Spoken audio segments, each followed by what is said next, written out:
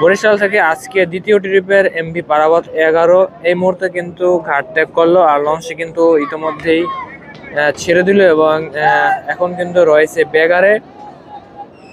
আস্তে আস্তে কিন্তু লঞ্চটি এখন টার্ন করে তারপরে কিন্তু ঢাকার উদ্দেশ্যে যাত্রা আরম্ভ করবে।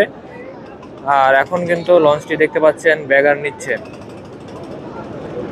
দেখছেন বরিশাল থেকে আজকে পারাবত 11 ছেড়ে যাওয়া লঞ্চটি কিন্তু এই মুহূর্তে কীর্তনখোলায় রয়েছে এবং বেগারে রয়েছে। আস্তে আস্তে কিন্তু এখন ঘোরার চেষ্টা করতেছে, এরপরে কিন্তু ঢাকামুখী হয়ে কিন্তু যাত্রা আরম্ভ করবে ঢাকার উদ্দেশ্যে। আজকে কিন্তু পারাবত 11তেও বেশ ভালো পরিমাণ যাত্রী ছিল, বিশেষ করে ডিগ যাত্রী কিন্তু প্রায় হাউসফুল ছিল। নিচতলা এবং দ্বিতীয় তলার কিন্তু পুরোটাই যাত্রীতে পরিপূর্ণ ছিল। আর এখন কিন্তু 9:15 এই মুহূর্তে কিন্তু বরিশাল থেকে আজকের দ্বিতীয় ট্রিপের পারাবত 11 লঞ্চটি ছেড়ে দিল।